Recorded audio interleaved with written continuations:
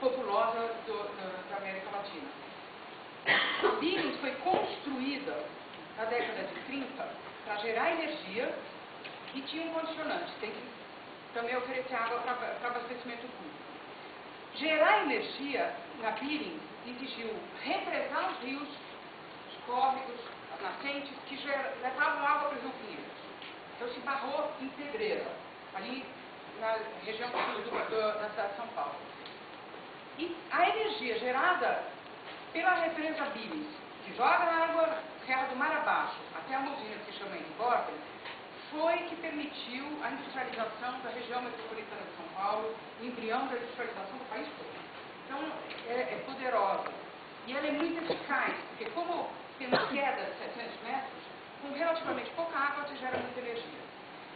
Mas a região metropolitana cresceu, ocupou o entorno da represa, e essa represa, que era alimentada pelas nascentes do entorno da Billings, e mais pela água do Tietê e do Pinheiros, que eram bombeadas, Pinheiros acima, para montante, para as nascentes, para essa represa, passou a receber muita poluição. Quando se construiu, não se sabia, não se imaginou que ia ter tamanha carga de esgotos. Então, a represa Billings passou a receber não só água para abastecimento da usina de Engordem, mas também água que levava uma carga de esgoto muito grande. Bom, na década de 70, se começou a ver que essa poluição da Billings impedia a captação, impedia a expansão até mesmo das indústrias na região do ABC. E aí o que se fez? A partir de 80, com o governo Montoro, primeiro governo depois do período de ditadura, não, então nós vamos parar de lançar poluição na Billings, nós vamos parar de reverter o rio Pinheiros para montante para alimentar a Billings. Mas isso também gerou uma crise, porque então eu não produzo energia, como é que eu vou fazer? Ah, bom, então vamos fazer meio a meio, joga um tanto para o Tietê e um tanto para a Billings, da água da poluída do Tietê, daqui das cabeceiras, onde nós estamos, e do rio Pinheiros.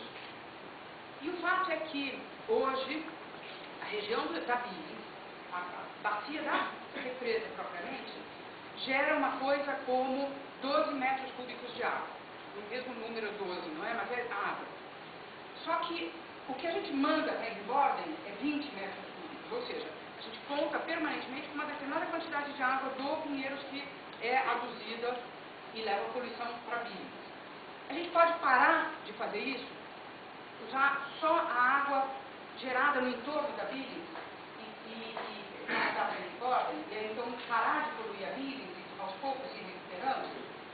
Renunciar à redução do Pinheiros. Renunciar. É uma polêmica muito grande. Eu, como ambientalista, adoraria isso, ter mais água no Pinheiros de melhor qualidade, etc. Isso implica produzir menos energia. Implica em produzir menos energia e a gente poderia manter a usina de Engordem numa situação em que o pessoal da área de energia chama de terra quente, ou seja, eu posso reverter em situação de apagão, por exemplo, ou produzir em quantidades menores, ter uma numerologia, uma modelagem matemática muito complicada. Mas acontece o seguinte, que ao longo das décadas, a região da Baixada Santista passou a contar com essa água. Seja para a indústria, seja para abastecimento público. Então nós temos maior complexidade ainda, porque a interligação de bacias, que num determinado momento era para a produção energética, passou a ser também para abastecimento, para outros usos, para energia e para abastecimento público. Ou seja, isso tem que ser discutido de uma forma muito aberta, muito transparente, e provavelmente só vamos conseguir resolver quando a gente conseguir trazer mais água de outros lugares e de reservar mais água da chuva que cai aqui na própria região metropolitana, seja na região de Mogi, Suzano, e aí eventualmente juntar isso com a ideia do hidroanel, enfim, nós precisamos de planos muito abrangentes e que pensem nos vários usos das águas e nas várias bacias.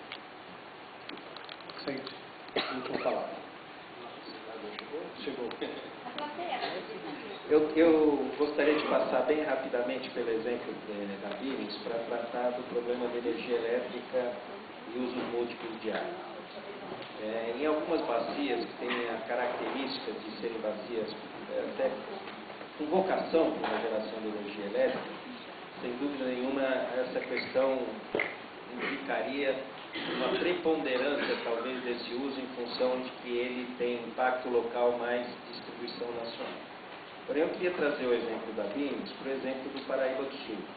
O Paraíba do Sul tem essa mesma dinâmica, não causada exclusivamente pela poluição, mas causada pela quantidade de água disponível. E o Paraíba do Sul tem uma geração hidrelétrica associada que, do nosso ponto de vista, ela precisa ser subordinada. O tempo passou, as cidades cresceram, se desenvolveram e elas precisam ser subordinadas aos usos múltiplos, em particular a questão do abastecimento e outros usos como a própria agricultura naquela região.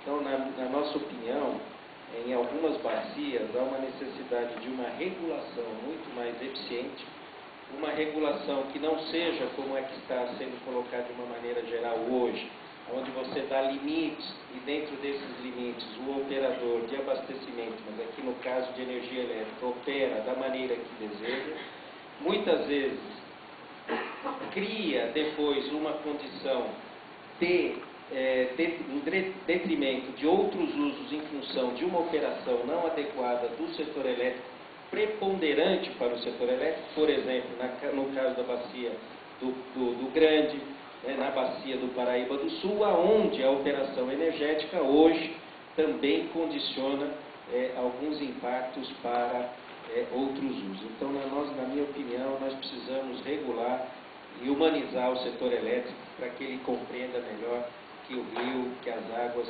têm usos também tão nobres ou mais nobres às vezes do que o próprio uso da energia elétrica. Obrigado, Vicente. Agradeço a todos, Cadeza, professor Tudise, Estela Goldenstein, Vicente Andreu, pela ótima participação, esclarecimento de vários pontos importantes, vários desafios que